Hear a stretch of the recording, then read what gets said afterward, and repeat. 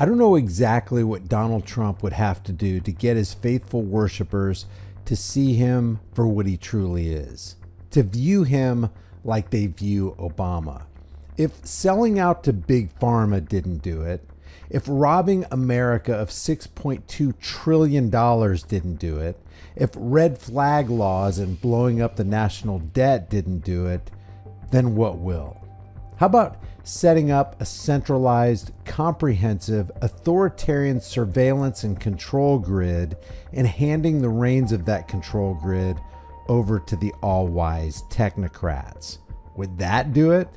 The Trump administration has enlisted Palunteer Technologies, which is the data analyst firm founded by Peter Thiel, to implement a March 2025 executive order mandating federal agencies to share and control data. This initiative aims to centralize government data, leveraging Palunteer's Foundry platform, which is already deployed in at least 4 agencies, including the Department of Homeland Security and Health and Human Services. Palunteer has received over $113 million in federal contracts since Trump took office, with a recent $795 million Department of Defense contract. The company is also in talks with the Social Security Administration and the IRS to expand its technology's use. This effort could enable the creation of a comprehensive database on all Americans, and that's their aim. This is light years beyond Real ID, the Patriot Act, and PRISM. This is a centralized, comprehensive, authoritarian surveillance and control grid, and those who control it desire to have complete power over you and everyone else. So here's why we should not only be concerned about this, but this is why we should resist it with every fiber of our being. Obviously, there are mass surveillance and privacy violations that go along with this. Palunteer's Foundry program can merge vast data sets, and we're talking bank accounts, medical records, driving records, student debt, disability status, political affiliation, credit card expenditures, online purchases and activities, tax filings, travel records, phone records. The list is endless. This potentially creates detailed profiles on every single American. You can take it to the bank. This will lead to unchecked monitoring without adequate oversight. Zero oversight. Life as we know it will be history. There's definitely a potential for political abuse. The centralized database could be weaponized to target political opponents, critics, or specific groups like immigrants. And there are historic parallels, like IBM's role in Nazi data processing. There's definitely going to be a lack of transparency and accountability. The administration's secretive approach to this initiative, coupled with Palunteer's history of opaque operations, assures zero accountability. The company's AI-driven tools used for predictive policing and military applications lack clear public oversight and guarantee abuse. We can also expect data security risks. Centralizing sensitive personalized data increases vulnerability to breaches or misuse. A single AI lens analyzing everything from tax filings to travel records could lead to errors or leaks. And with mismanagement comes severe consequences. You've got your ethical concerns, because Palunteer CEO Alex Karp has expressed controversial views, to say the least, including aggressive rhetoric about targeting enemies. And this definitely aligns with the company's profit-driven push for techno-militarism. Did your company helped to track and kill Osama bin Laden? You know, we can never. I'll tell you, the closest thing to an answer is there are, when you look at when you open the paper and look in the news about these kind of things, there's a 2/3 chance, depending on the country involved, that somehow my company was involved. If you do not feel comfortable supporting the legitimate efforts of America and its allies in the context of war, don't join Palunteer. Former Palunteer employees and current staff have criticized the company's shift away from its founding principles of protecting the vulnerable. They fear complicity in authoritarian practices. It just sounds like a recipe for disaster.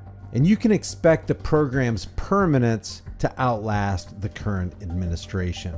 They aim to embed a surveillance infrastructure that future governments will certainly expand. We know the US government has a history of normalizing authoritarianism under the guise of national security. Palantir's ties to Elon Musk's Department of Government Efficiency and Peter Thiel's influence virtually guarantees a tech oligarchy consolidating power and prioritizing corporate and political agendas over public interest.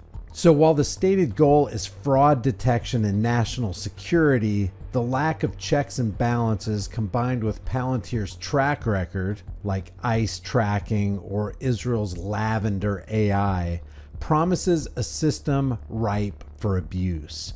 Orwell's Big Brother would salivate over this complete control mechanism. And then there's the kill chain. We've created the system which you call kill chain. Privately.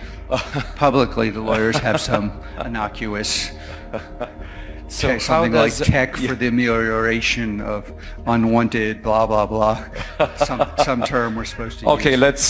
For me, it's the kill chain. Kill chain sounds good. Quicker and better and safer and more violent. The term kill chain in the context of Palunteer Technologies refers to a military concept adopted for both cyber and physical warfare, which Palantir software, particularly its Gotham platform, is designed to optimize. The kill chain originates from military strategy, describing the structured process of identifying, targeting, and neutralizing an enemy.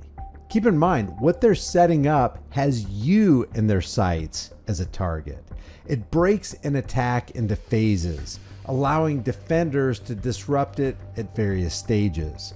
The concept has been adopted into the cyber kill chain, which was developed by Lockheed Martin in 2011.